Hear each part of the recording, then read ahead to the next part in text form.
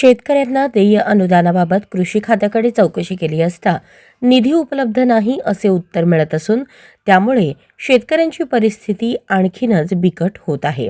फळबागांचे नुकसान, कर्जबाजारीपणा आणि पीक विमा न मिळणे या तिहेरी संकटांचा मार बसल्याने शेतकरी पूर्णपणे अडचणीत सापडले आहेत।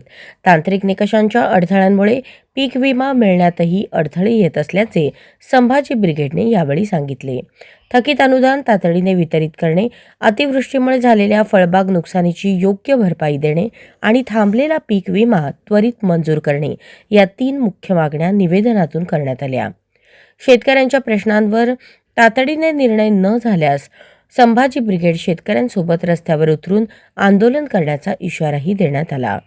या निवेदनावेळेस संभाजी ब्रिगेडचे जिल्हाध्यक्ष संभाजीराजे भोसले, महानगर प्रमुख शिरीष जगदाळे, महिला आघाडी जिल्हाध्यक्ष मीनल दास, शहराध्यक्ष मनीषा कोळी, जिल्हा कार्याध्यक्ष शेखर भोसले आदी पदाधिकारी मोठ्या संख्येने उपस्थित होते। शेतकऱ्यांच्या न्यायासाठी आगामी काळात अधिक तीव्र भूमिका घ्यावी लागेल अशी भावना यावेळी व्यक्त करण्यात आली।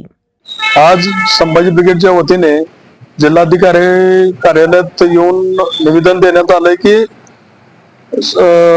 भाऊसाहेब फुंडकर फळ योजना आहे त्या योजनेचं 2024 ते 2025 या वर्षाचं अनुदान अजूनपर्यंत दिलेलं नाही। ते या नुकसान भरपाईनं जे फळ लागवडीची केलेली आहे, नुकसान झालेलं आहे, त्यात फळबागा पूर्ण गेलेले आहेत। त्यात अजून पहिलं जे त्यांनी जे अनुदान दिलेलं आहे ती 1 रुपया बी मिळाला नाही। त्यासाठी आज आम्ही निवेदन दिलेलं आहे।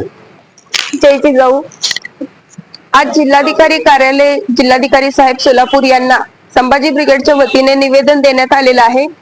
भाऊसाहेब फुंडकर फळबाग उत्पादन योजना जी आहे तर या योजनेअंतर्गत शेतकऱ्यांना फळबागा लागवडीसाठी अनुदान मिळत असते। या अनुदानासाठी शेतकऱ्यांनी फळबागांसाठी स्वतःजवळचे पैसे गुंतवणूक करून भरपूर कष्ट घेतलेला आहे आणि 2024-25 या वर्षाचं जे अनुदान आहे ते शेतकऱ्यांना अद्याप देखील मिळालेलं नाहीये।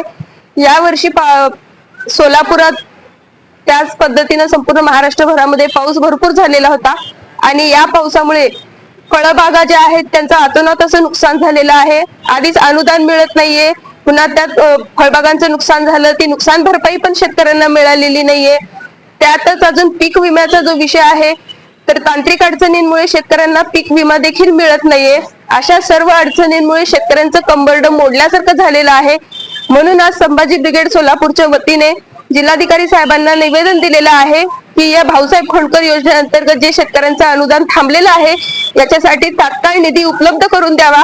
कारण कृषी अधिकाऱ्यांकडे गेले असता कृषी अधिकारी निधी नाही असे सांगून टोलवाटोलवीचे उत्तर देत आहेत। म्हणून लवकरात लवकर अनुदान उपलब्ध करून द्यावे। त्यानंतर पीक विम्याच्या ज्या तांत्रिक अडचणी आहेत त्या अडचणी दूर करून शेतकऱ्यांना पीक विमा मिळावा आणि जे पावसामुळे नुकसान झालेलं आहे तर त्याची नुकसान भरपाई सुद्धा द्यावी, यासाठी निवेदन दिलेलं आहे।